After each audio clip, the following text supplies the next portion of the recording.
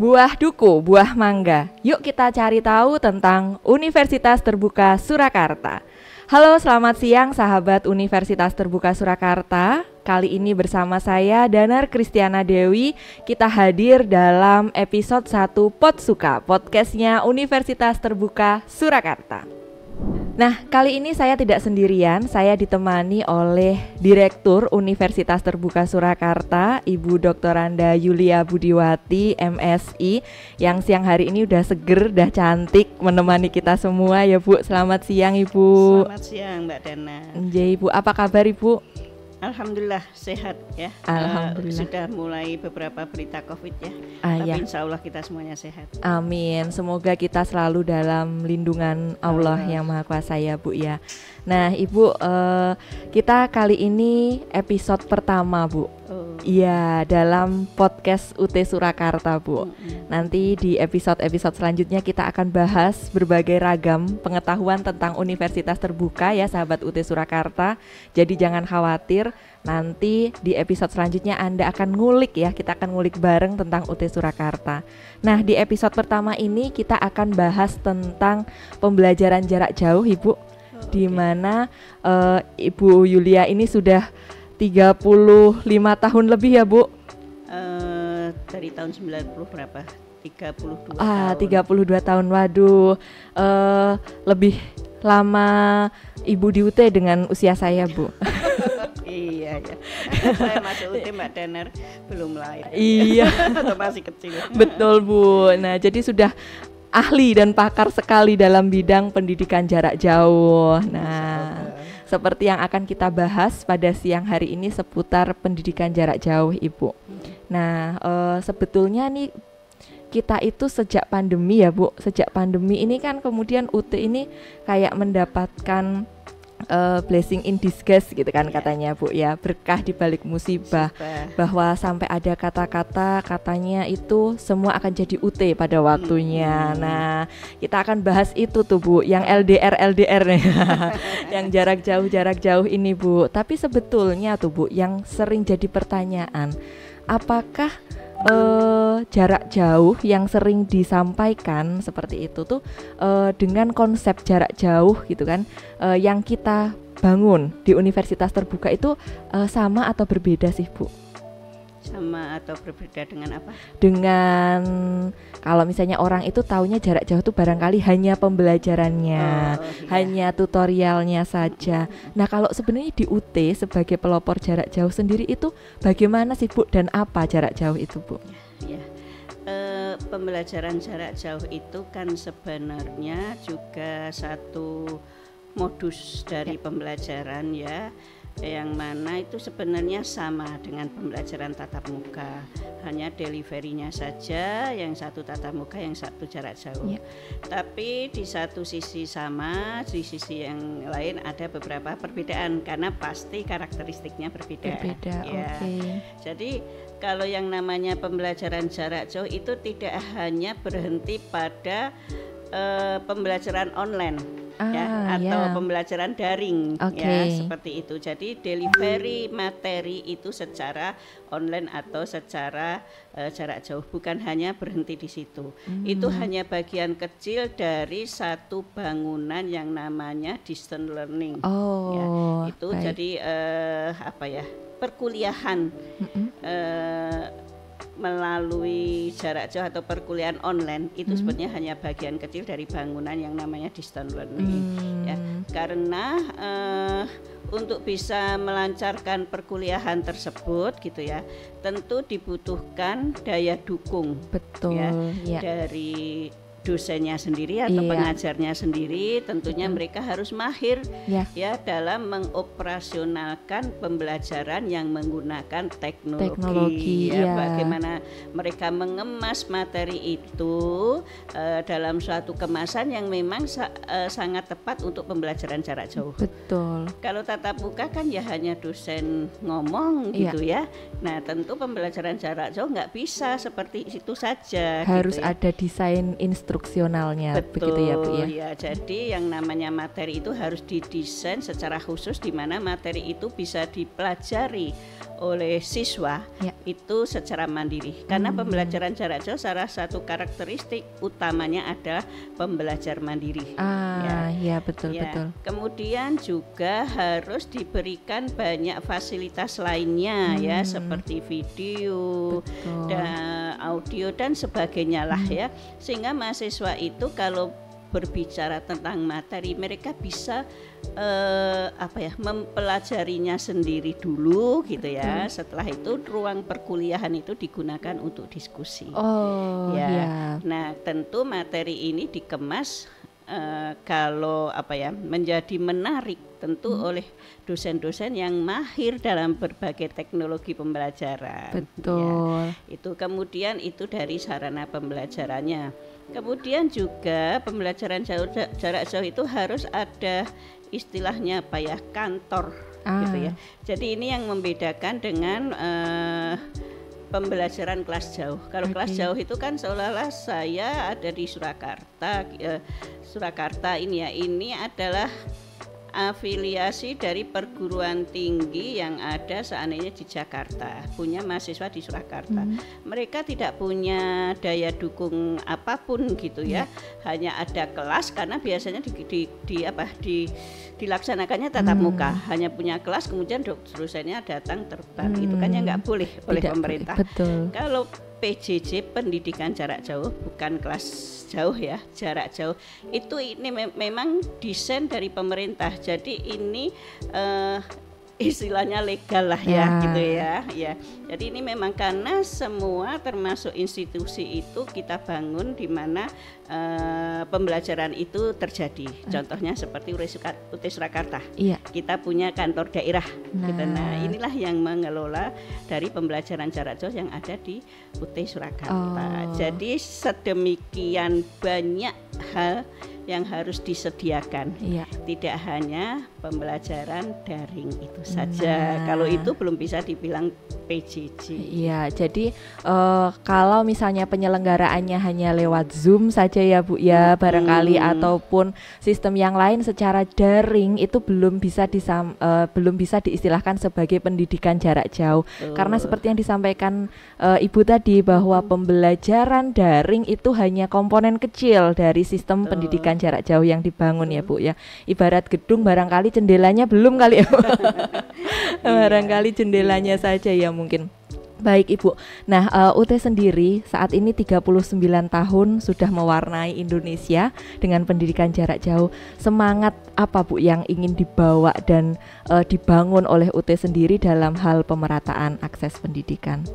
Pasti semangatnya adalah memajukan pendidikan di Indonesia, kemudian juga memeratakan pendidikan tinggi ya kita bicaranya, pendidikan tinggi bagi masyarakat ya. Karena apa? Sebenarnya masyarakat pertama adalah pendidikan itu kan hak semua warga masyarakat. Hak ya. Sehingga kita sebagai pelaksana bidang pendidikan itu wajib menyediakan sarana prasarana atau menyediakan infrastruktur untuk pembelajaran. Nah, hanya masalahnya adalah bahwa masyarakat kita kan tidak semuanya tinggal di kota, ada yang tinggal di daerah-daerah gitu ya. Kemudian masyarakat kita juga tidak semuanya ada di level menengah ke atas, ada yang menengah ke bawah. Nah, bagaimana kita bisa mengakomodasi kebutuhan pendidikan mereka itu sehingga mereka bisa memperoleh haknya. Nah, inilah semangat dari pendidikan jarak jauh. Kita akan punya tujuan untuk memperluas akses pembelajaran ya, supaya semuanya bisa merasakan pendidikan tinggi karena itulah hak mereka. Betul, jadi semangat yang ingin dibawa itu adalah pemerataan akses pendidikan tinggi ya Bu ya. Siapa saja bisa kuliah di universitas terbuka, betul nggih Bu? Betul, kita datang dari gunung sampai lembah, lautan dan pulau kita seberangi demi pemerataan akses pendidikan tinggi ya Bu ya di Indonesia. Nah, sahabat UT Surakarta, sebelum kita lebih lanjut gitu ya, ngobrol-ngobrol seputar pendidikan jarak jauh di Universitas Terbuka, kita saksikan yang lewat dulu berikut ini. Tetap di Podsuka, podcastnya Universitas Terbuka Surakarta.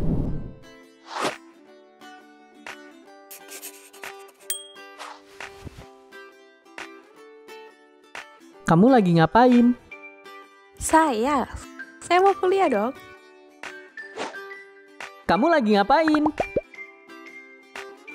Lagi kuliah dong. Lagi ngapain?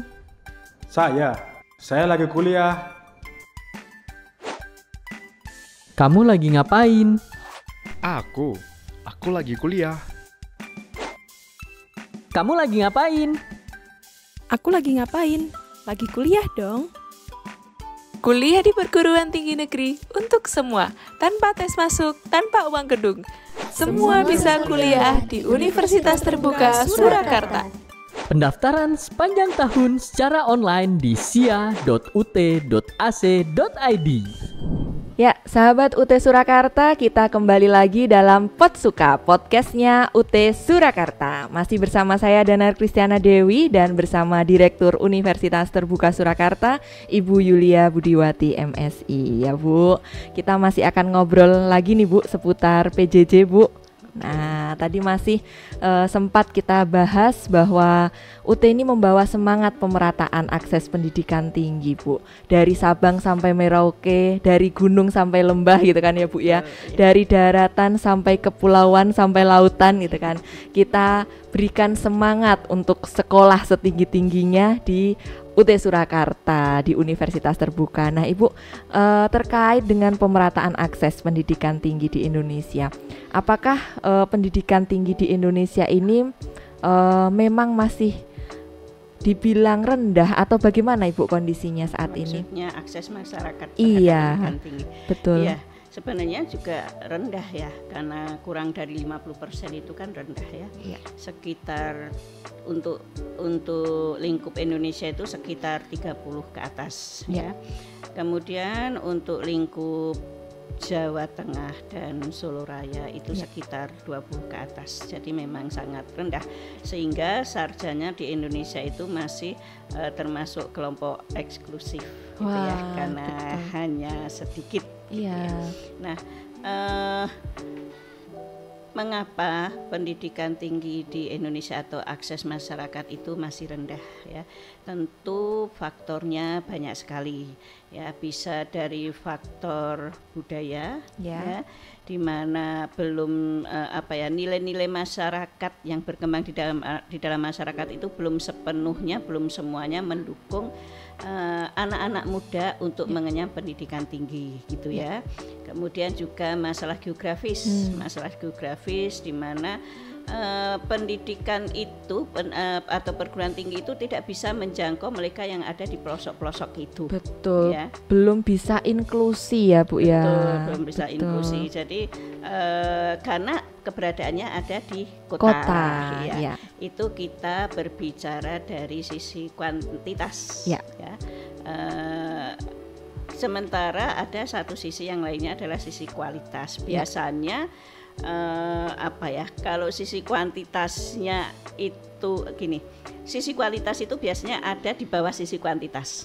Ya, artinya memang pemerataan itu menjadi prioritas dulu ya, di mana kualitas pasti akan mengikuti gitu ya. Ya contohnya seperti tadi, apakah para dosen sekarang ini kan teknologi itu sudah sangat maju ya. Apakah para dosen itu sudah memiliki keterampilan juga untuk memanfaatkan teknologi dalam rangka pembelajarannya gitu kan. Nah itu yang perlu jadi pemikiran. Jadi seperti itu Mbak kondisi dari pendidikan tinggi di Indonesia. Belum bisa kemudian menjangkau masyarakat secara keseluruhan, yang mana masyarakat kita itu heterogen ya Bu ya. Dan untuk kuliah itu berbagai kendala itu dihadapi. Mulai dari biaya, ada yang kendalanya waktu, waktu, Betul. ada juga yang kendalanya niat ya Bu ya, diberi. Itu paling berat itu. Ada Itu Bu, usia. ada yang usia. Nah, apakah kemudian dengan mandat pemerataan akses pendidikan tinggi yang diberikan pemerintah kepada universitas terbuka, nah universitas terbuka ini kemudian apakah bisa mengakomodasi kendala-kendala yang ada di masyarakat kita saat ini Bu untuk menempuh pendidikan tinggi? Ya, benar. Jadi memang tujuan pemerintah itu kan peningkatan akses pendidikan tinggi oleh masyarakat setinggi-tingginya. Iya. Sehingga dibentuklah universitas terbuka yang memang modelnya, skemanya, modusnya itu berbeda dengan universitas yang sudah ada atau Iya. universitas tatap muka. Karena kalau universitas terbuka melalui pendidikan jarak jauh itu merupakan satu pendidikan masif sifatnya, sehingga bisa diikuti oleh banyak masyarakat gitu ya, Oh, sehingga diharapkan tingkat angka partisipasi kasar terhadap pendidikan tinggi itu naik. Nah, Iya. apakah keberadaan UT yang diamanahi sebagai distance learning ini bisa melaksanakan amanah itu gitu ya? Menurut saya bisa ya, bisa karena UT itu kan sudah 39 tahun yang lalu ya. UT itu dibangun berdasarkan jejaring. Jadi menarik. UT memiliki banyak sekali jejaring untuk banyak maksud atau tujuan gitu ya. Jadi dulu gitu ya, sebelum teknologi digitalisasi dan online itu berkembang, kita berkolaborasi dengan kantor pos untuk distribusi bahan ajar ya. Nah, sekarang kan sudah ada digitalisasi dan online itu ya. Jadi itu lebih memudahkan lagi. Nah, ini bagian Kominfo ini yang untuk menyediakan jaringan. Nah, iya Bu, betul Bu. Jadi ini nanti tinggal PR-nya nih Bu, bagaimana kemudian Kominfo ya bisa kemudian menyediakan jaringan internet ya bagi seluruh masyarakat Indonesia, dan kayaknya ini juga sedang digencarkan Bu, digitalisasi nasional ya Bu ya. Perkembangannya sangat signifikan. Iya, betul sekali. Jadi memang pandemi ini di sisi lain juga meningkatkan ini kesadaran masyarakat dalam menggunakan teknologi, dan ini juga kemudian mendukung juga upaya kita untuk memeratakan pendidikan, karena kita menyampaikan berbagai informasi itu UT melalui teknologi juga ya Bu, salah satunya. Iya, dan sebenarnya ini tidak hanya menjadi kewajiban UT, saya kira menjadi kewajiban semua institusi pendidikan terutama pendidikan tinggi ya. Jadi sudah harus mulai mau untuk pemanfaatan teknologi dalam rangka efisiensi dan efektivitas pembelajaran ya.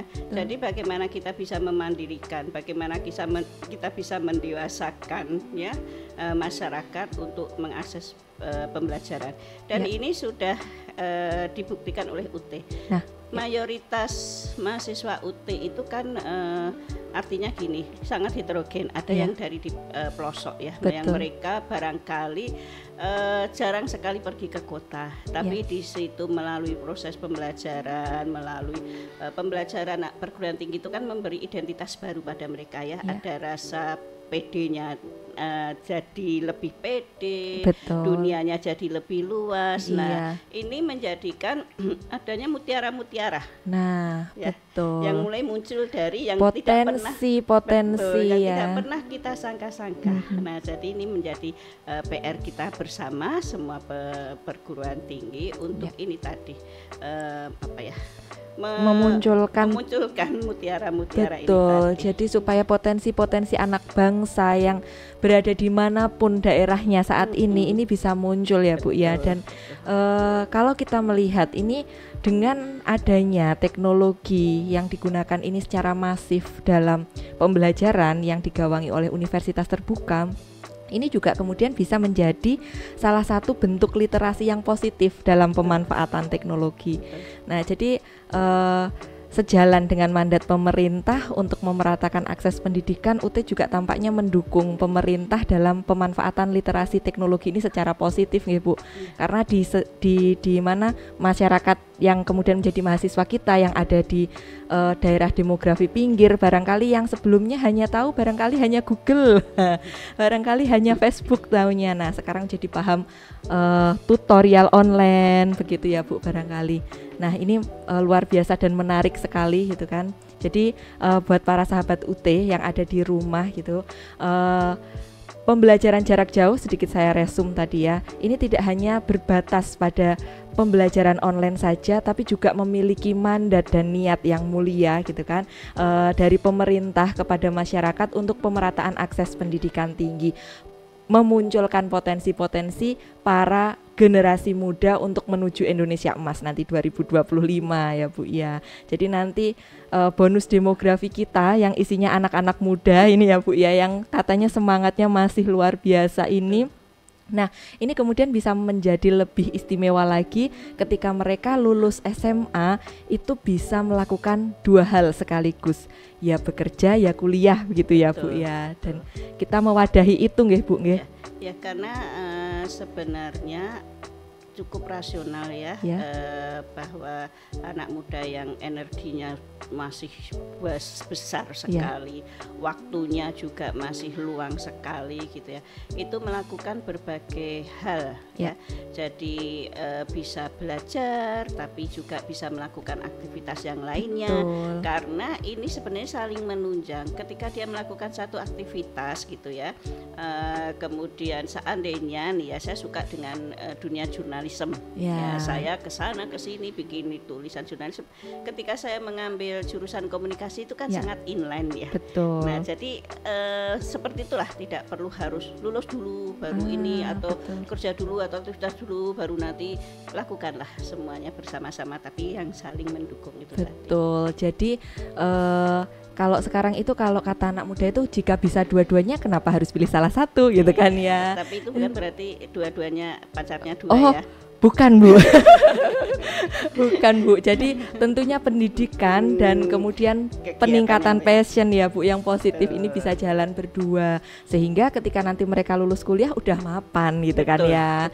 Nggak zamannya lagi lulus kuliahan cari kerja gitu kan ya. Pengalaman kerja sudah punya. Betul. Terus sertifikat juga sudah ada. Sudah ada, dan pastinya kalau di UT seperti yang Ibu sampaikan tadi punya nilai kemandirian. Nah, ini ada artikel menarik tentang universitas terbuka Bu. Jadi kabarnya di UT itu bukan seberapa pandai kamu sehingga kamu akan lulus kuliah, tapi seberapa tinggi daya juangmu untuk bertahan, seperti itu. Jadi ketika memang niatnya untuk belajar itu tinggi, daya fightingnya tinggi, lancarlah dia kuliah di UT. Tapi kalau meskipun dia punya kemampuan intelijensi tinggi tapi moodnya naik turun nggak stabil, nah biasanya terseleksi oleh alam ya. Betul Mbak Dana, dalam pembelajaran ya, pembelajaran itu bisa pembelajaran di institusi juga pembelajaran dalam kehidupan. Betul. Ya, itu bukan yang pandai yang akan survive, tapi adalah mereka yang punya daya juang tinggi ya.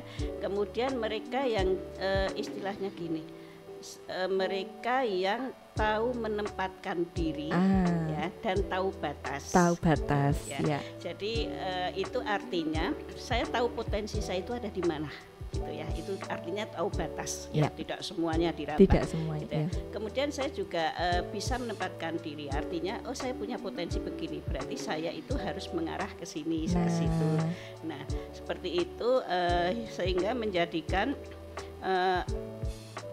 dengan apa ya, sekarang tuh fasilitas itu kan apa sih yang nggak ada. Betul, iya. Jadi dengan teknologi yang ada ini sangat mendukung semua potensi. Betul, jadi mudah gitu ya mengatasi, dan harus punya juga yang sebenarnya juga di hidden kurikulumnya UT itu adalah keterampilan atau kemampuan para mahasiswa itu mengatasi permasalahan pribadinya, problem solving gitu ya. Sehingga studi itu tetap jalan. Nah, ini salah satu pembeda juga ini kayaknya ya Bu ya, di universitas terbuka dengan universitas mungkin yang lain seperti itu, di mana kemudian pembangunan dan pendidikan karakter itu terbentuk secara alamiah dengan konsep yang sudah didesain sedemikian rupa, sehingga pribadi-pribadi mandiri yang matang ini memang benar-benar siap untuk bekerja gitu ya Bu, untuk kemudian apakah dia berwirausaha, apakah dia bekerja, karena dia bisa menempatkan dirinya gitu. Contohnya begini Mbak Danar, pada saat awal-awal COVID gitu ya, banyak mahasiswa yang memang dari awalnya belum pernah ada pembelajaran daring, itu kan mereka banyak sekali keluh kesahnya. Sementara mahasiswa UT sudah nikmat-nikmat saja ya, karena mereka memang tahu bahwa saya ini mahasiswa jarak jauh gitu ya, sehingga saya harus menempatkan diri seperti apa mereka tahu, sehingga pembelajaran jalan saja. Mandirinya matang, pribadinya matang, adaptif terhadap teknologi. Nah, apalagi kemudian yang mau dicari gitu kan ya Bu di era ini, katanya Bu, di era teknologi ini kan adaptasi itu adalah kemampuan yang tidak bisa diperoleh oleh teknologi. Teknologi itu kan saklek ya Bu, tapi kalau misalnya pribadi yang adaptif, nah itu pasti lulusannya UT. Nah, jadi kalau misalnya kemarin kita mendengar bahwa UT itu punya rekor muri yang salah satunya juga paling banyak diterima dalam instansi negeri seperti itu ya Bu ya, dan pasti juga instansi non negeri dan wirausaha juga pasti banyak profil mahasiswa kita. Ini memang kemudian bisa kita ambil kesimpulan bahwa pembentukan karakter yang ada di UT secara mandiri, inovatif dan adaptif ini memang mendorong mereka untuk punya daya saing yang tinggi gitu Bu ya, dibandingkan yang lain begitu. Bagaimana menurut Ibu melihat hal ini? Jadi begini, mungkin pada saat awal masuk itu tujuannya A gitu ya, atau motivasinya A, tapi nanti ketika sudah masuk dalam proses pembelajaran itu akan terbentuk ya, motivasi A itu akan mungkin berubah. Contohnya begini, mungkin pada saat awal masuk saya mau kuliah, pokoknya yang penting saya lulus dapat sertifikat gitu ya.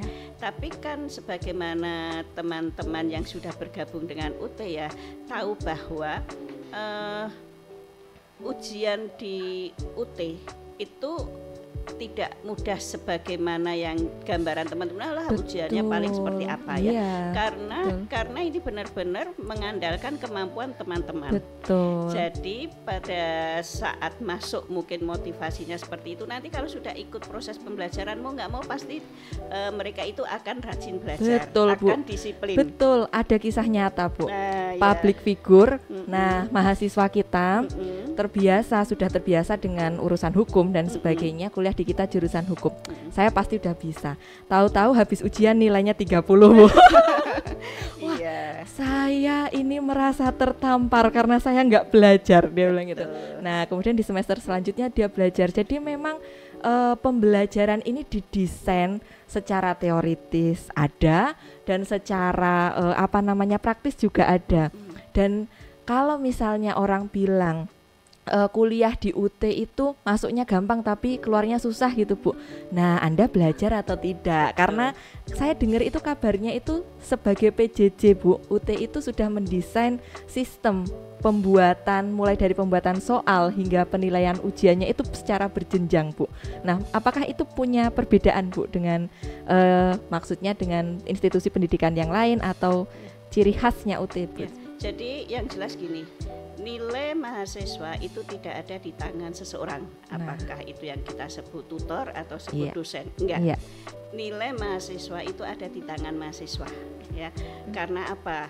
Karena materi modul itu dosennya mahasiswa itu ditulis oleh contohnya A gitu ya.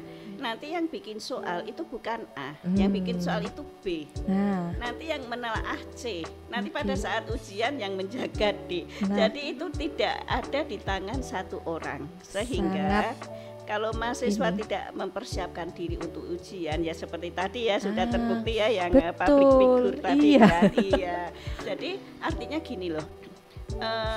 Hidden kurikulum yang ada pada kurikulum UT itu adalah menciptakan atau menumbuh kembangkan orang-orang yang sangat dewasa, sangat matang, juga Betul. mandiri. Nah, Itu sudah kita buktikan ketika kita ngobrol-ngobrol dengan yang sudah semester atas atau yang sudah lulusan, Iya. atau yang seperti tadi public figure kan, Iya, merasa betul. sendiri. Iya Bu, betul. Dan kabarnya itu modul kita ini adalah salah satu bahan pembelajaran yang sangat mudah dipahami Bu. Jadi saya kemudian melihat, wah memang ini didesain sedemikian rupa untuk menyiapkan para orang dewasa gitu kan ya Bu. Kalau kita menyebutkan para mahasiswa ini kan mereka yang sudah sadar atas apa yang kemudian mereka pilih gitu ya Bu ya. Nah untuk belajar, karena bahkan kita dulu pernah punya mahasiswa yang profesinya ojek online Bu.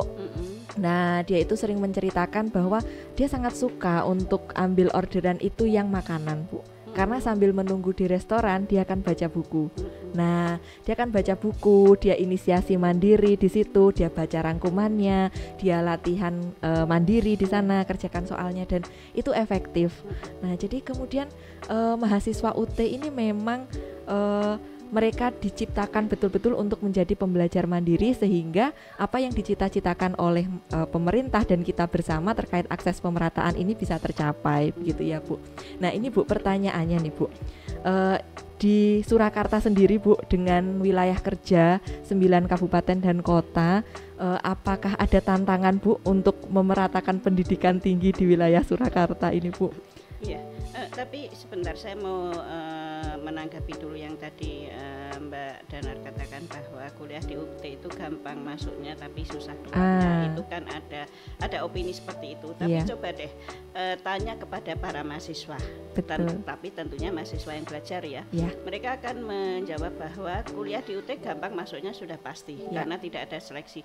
Tapi juga tidak susah kok keluarnya. Ya, Betul. IPK yang dipersyaratkan, IPK lulus yang dipersyaratkan oleh pemerintah itu 2,0 ya. Sementara IPK mahasiswa UT itu tidak jarang loh yang di atas 3. Ya, Ya, betul. itu banyak, semakin kesini semakin banyak ya.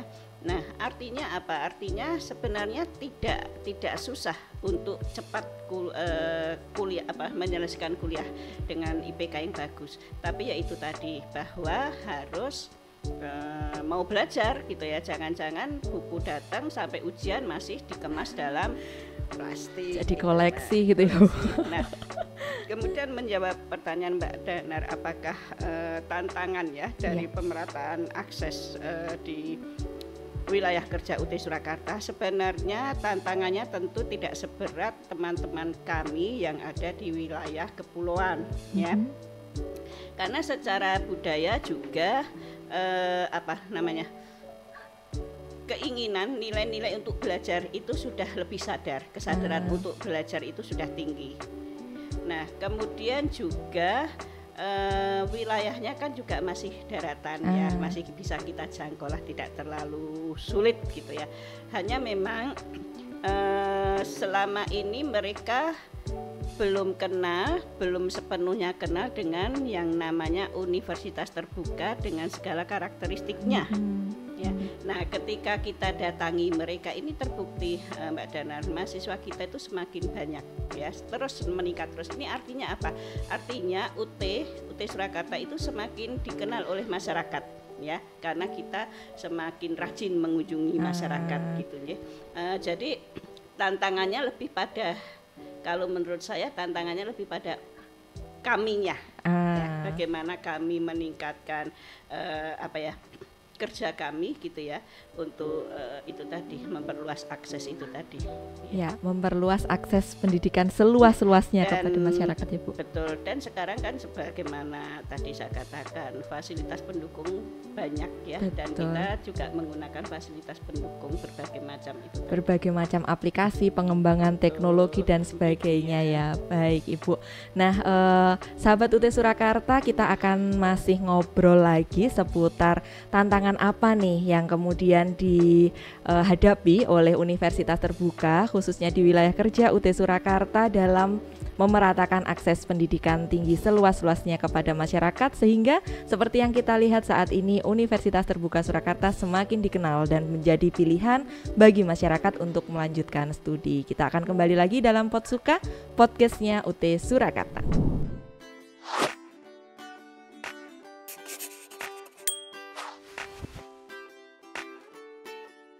Kamu lagi ngapain? Saya mau kuliah dong. Kamu lagi ngapain? Lagi kuliah dong. Lagi ngapain? Saya lagi kuliah. Kamu lagi ngapain? Aku lagi kuliah. Kamu lagi ngapain? Aku lagi ngapain? Lagi kuliah dong. Kuliah di perguruan tinggi negeri untuk semua, tanpa tes masuk, tanpa uang gedung. Semua bisa kuliah di Universitas Terbuka Surakarta. Pendaftaran sepanjang tahun secara online di sia.ut.ac.id.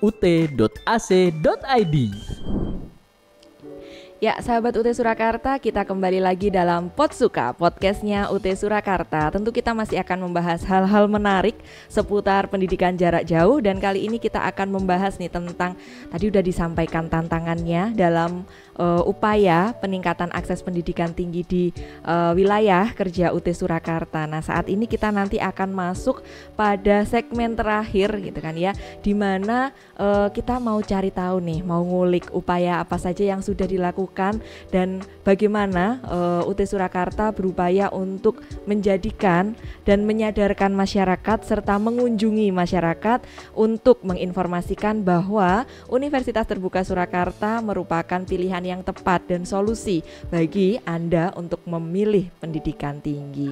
Nah, masih saya sama Bu Yulia nih ya Bu ya, siang hari ini Bu ya, dalam udara yang sejuk sekali Bu, siang ini sepertinya mendung ya Bu di luar. Iya. Mendung tanpa hujan itu Bu katanya. Nah, Ibu tadi sudah disampaikan ada tantangan dan kendala-kendalanya. Nah, kita sering mengunjungi masyarakat untuk kemudian menginformasikan kepada masyarakat bahwa Universitas Terbuka ini merupakan solusi dan pilihan yang tepat untuk meneruskan pendidikan tinggi. Nah, barangkali upaya-upaya mengunjungi apa saja yang dilakukan Bu, dan bagaimana kemudian respon masyarakat terkait hal tersebut? Jadi upaya edukasi publiknya ya, Iya. dan sosialisasinya. Jadi kami itu ada beberapa kegiatan. Jadi ada kegiatan yang sifatnya itu kunjungan langsung ke masyarakat luas gitu ya. Jadi bukan kelompok ya, masyarakat luas. Itu kita berkunjung melalui kegiatan Car Free Day, juga ada keikutsertaan dalam expo, contohnya seperti itu. Kemudian kita berkunjung ke kelompok masyarakat atau komunitas gitu ya. Kita berkunjung ke komunitas guru, kita berkunjung ke komunitas pesantren seperti itu. Kemudian kita juga berkunjung ke instansi-instansi baik pemerintah maupun swasta, karena staf-staf mereka itu kan juga perlu ditingkatkan kompetensi dan kualifikasinya itu dalam bentuk kunjungan-kunjungan.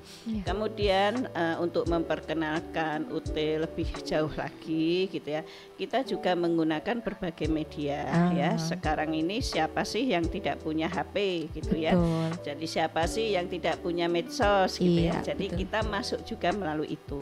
Kita punya Instagram, kita punya Facebook, kita punya TikTok, kita punya YouTube gitu ya. Ada juga websitenya UT, jadi silahkan teman-teman semuanya ya nanti dikepoin, istilahnya sekarang dikepoin ya, dikulik-kulik gitu ya, yang ada di medsos UT Surakarta, banyak informasi yang ada di sana gitu.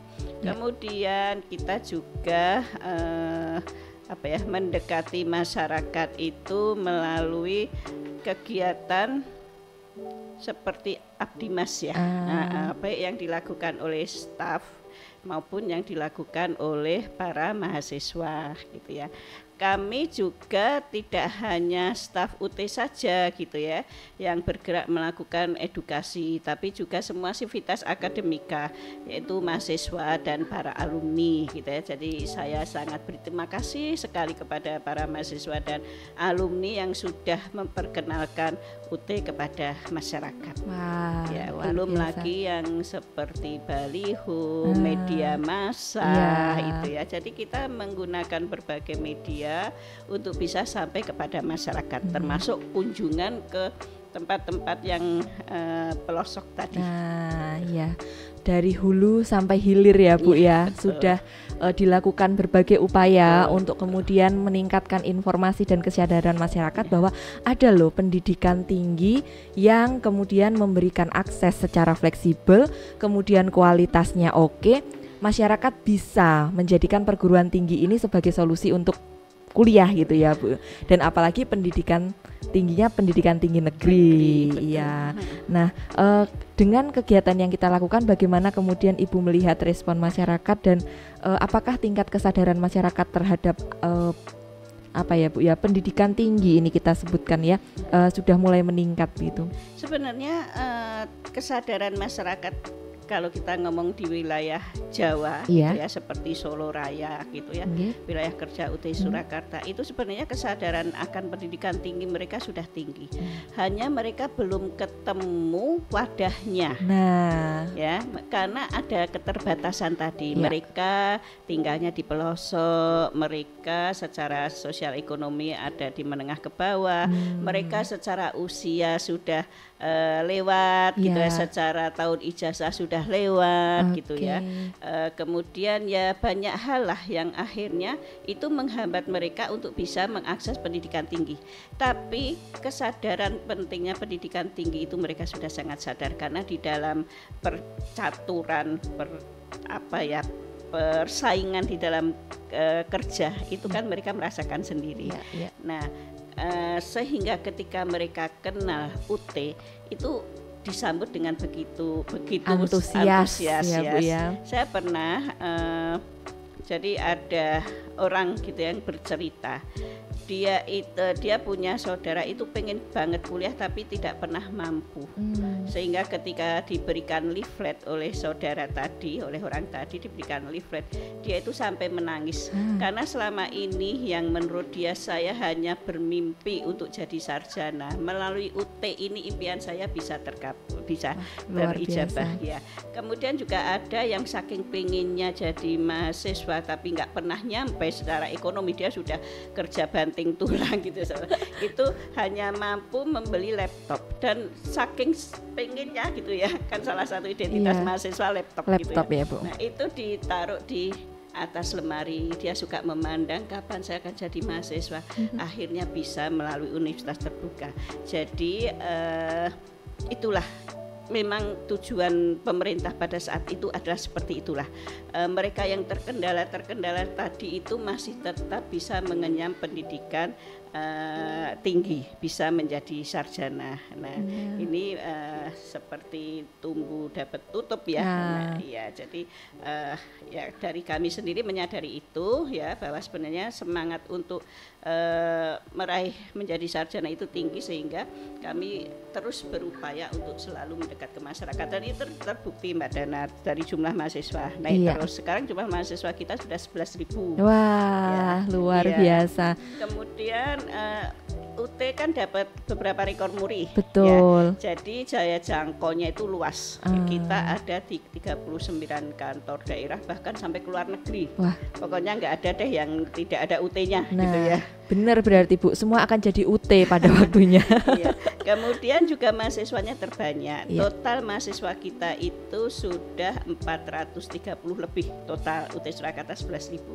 Mahasiswanya banyak, lulusannya banyak juga dong. Banyak. Dan alhamdulillah lulusan yang banyak ini tadi di tahun 2019 itu hampir 50% rekrutmen CPNS tahun 2019 itu adalah dari universitas terbuka. Luar biasa. Iya, kemudian P3K ya, 2 tahun berturut-turut kan 2021-2022 itu juga mayoritas dari lulusan universitas terbuka. Itu luar menunjukkan biasa. Bahwa tidak hanya masyarakat loh yang sudah bisa menerima UT, tapi juga pemerintah. Pemerintah sudah bisa menerima UT dengan itu tadi banyak yang terekrut dari lulusan UT tadi. Ya, jadi ini ya alhamdulillah artinya kami sudah bisa melaksanakan apa yang menjadi amanah dari pemerintah. Wah, luar biasa perjuangannya ya Bu ya. Perjuangannya di mana 39 tahun Universitas Terbuka berdiri di Indonesia dan pada tahun 2023 ini mulai tampak gitu ya Bu. Mulai tampak bahwa kemudian sudah tidak lagi menjadi second choice Mbak. Jadi betul. Sudah menjadi first choice. Orang itu sudah mulai tahu bahwa ya memang saya harus belajar di UT, tidak di perguruan tinggi lain. Betul. Karena itu tadi terkendala oleh beberapa ya ke UT, makanya mereka langsung datang ke UT. Sekarang ini Mbak, bahkan beberapa sekolah, kemudian beberapa juga komunitas itu sudah mulai minta UT untuk sosialisasi. Betul. Kalau dulu kan kita yang mencari-cari mana yang mau disosialisasi. Sekarang itu sudah ada, kita diundang. Ini artinya ya mudah-mudahan segera tercapai ya APK kita. Amin, amin. Yang kita harapkan bersama ya Bu ya. Jadi sebetulnya kita bisa tarik garis kesimpulan ini Bu, bahwa masyarakat itu butuh kita nih. Kita sama-sama butuh nih. Tapi kita saling nggak tahu. Nah, dengan adanya podcast ini bagi sahabat UT Surakarta yang sedang menyaksikan, yuk boleh di-share, boleh di-komen, boleh di-like, boleh diinformasikan kepada temannya, saudaranya, rekannya yang membutuhkan informasi terkait pendidikan tinggi yang bisa diakses secara fleksibel, kemudian kualitasnya oke, pendidikan tinggi, perguruan tinggi negeri seperti itu dengan berbagai ragam fasilitas yang disediakan, waktunya fleksibel, tidak ada batasan usia, kemudian segala macam pembelajaran itu sudah didesain dari hulu sampai hilir sehingga ini menjadi pilihan yang tepat bagi Anda semua untuk kuliah bareng-bareng nih di Universitas Terbuka. Nah, bagi Anda yang tinggal di Solo Raya, kemudian Salatiga dan Grobogan, boleh daftar di Universitas Terbuka Surakarta. Seperti itu ya Bu ya. Nah, semakin kesini UT Surakarta semakin dikenal oleh masyarakat. Bahkan kalau jumlah mahasiswa 11.000 itu rasanya mungkin barangkali bisa dikatakan UT Surakarta ini salah satu perguruan tinggi negeri yang paling besar, yang cukup besar di Solo. Seperti itu ya Bu ya. Alhamdulillah. Jadi jangan khawatir, UT kuliahnya online, ada temennya nggak banyak. Kegiatan kemahasiswaannya untuk yang anak-anak muda ada. Betul. Kita ada 28 UKM. Wah, luar biasa. Nanti kita akan ngobrol barangkali ya Bu sama UKM-UKM dan tim kemahasiswaan ya Bu ya. Ini tadi saya dapat informasi untuk tingkat nasional renang dari 4 cabang olahraga yang diikuti salah satu mahasiswa kita, 2 sudah dapat emas loh. Wah, luar biasa.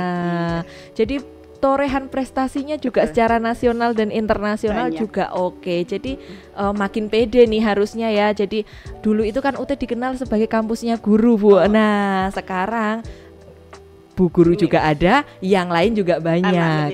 Anak milenial banyak. Jadi kalau mau nyenja-nyenja ya sambil kemudian ikutan UKM, jadi menyalurkan energi secara positif gitu ya Bu ya. Di UT Surakarta juga bisa. Jadi bisa bergabung dengan UKM yang lain juga ya Bu ya. Nah, luar biasa sekali Ibu obrolan kita pada siang hari ini. Masuk segmen terakhir Ibu, mohon closing statement dan pesan kepada masyarakat yang sedang menyaksikan terkait informasi pendidikan tinggi dan barangkali mereka ingin melanjutkan pendidikan tinggi, monggo pesan Ibu. Ya, begini ya, belajar itu tidak semata-mata untuk memperoleh sertifikat. Banyak manfaat yang akan kita peroleh dari belajar. Saya pun ya yang sudah seperti ini itu tidak pernah lepas dari yang namanya belajar. Ya, belajar kita bisa melalui buku, belajar kita bisa melalui sekolah, belajar kita bisa melalui media, asal semuanya adalah yang baik.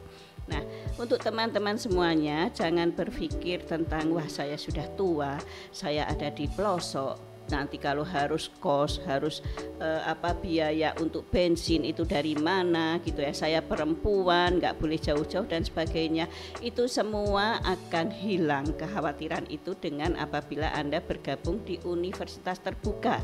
Karena universitas terbuka itu tidak dibatasi oleh usia, tidak dibatasi oleh tahun ijazah. Panjenengan semua bisa daftar dari Januari sampai Januari lagi ya. Jadi teman-teman, pendaftaran tidak hanya di bulan Juli ya. Kami membuka pendaftaran itu kapanpun gitu ya, melalui sia.ut.ac.id. Nah, kenapa sih harus sekolah gitu ya? Ya pasti dapat sertifikatnya yang pasti juga bermanfaat, tapi di samping itu pola pikir kita akan terbentuk ya. Nanti teman-teman rasakan sendiri gitu ya. Dulu waktu baru lulus SLTA itu cara berbicara kita, cara bersikap, cara merespon berita itu seperti apa. Setelah kita kuliah nanti seperti apa, nanti akan ada bedanya. Nah, kemudian sebagai bangsa warga dari bangsa Indonesia kan kita harus berkontribusi ya. Nah, sekarang yang masih rendah itu adalah APK perguruan tinggi. Karena itu, ayo teman-teman berkontribusi terhadap bangsa Indonesia dengan cara kuliah. Kan tadi kuliah tadi kan sudah nyaris tanpa hambatan ya, bahkan dengan biaya yang sangat ringan. Nanti teman-teman lihat di website ya, berapa pembiayaan untuk kuliah di UT. Saya kira semuanya bisa bisa lah untuk affordable gitu ya. Ya, affordable artinya bisa, biaya itu tidak memberatkan gitu ya. Jadi ilmunya kita dapat, sendata ijazah kita juga dapat, karena yang namanya mobilitas vertikal ya, itu kalau di Indonesia dan banyak di negara lainnya itu ijazah itu masih menjadi senjata kita untuk melakukan mobilitas vertikal. Masih jadi kunci gitu ya, Bu. Masih jadi kunci.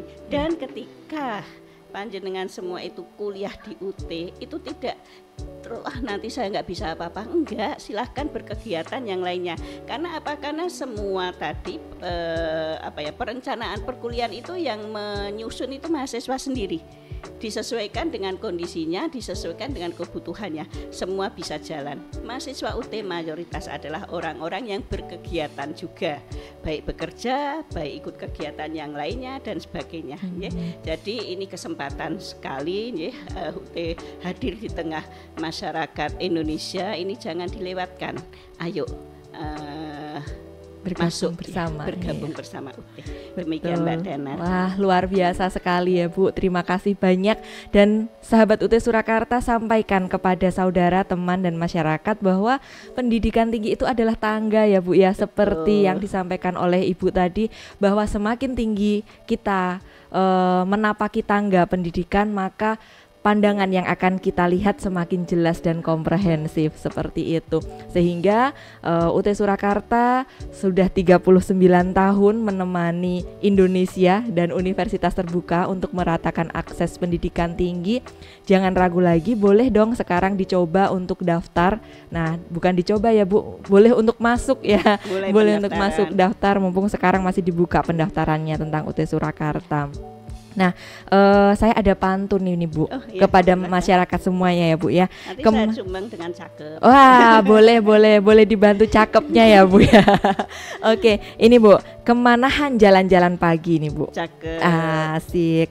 Pulangnya beli bubur mutiara. Cakep. Nah, masyarakat Solo Raya jangan ragu lagi. Cakep. Kalau mau kuliah di Universitas Terbuka Surakarta. Cakep sekali. Wah, ya Bu, kita sebelum closing ini kita punya tagline kan Bu, UT Surakarta. Kita barengan ya Bu ya ngucapinnya.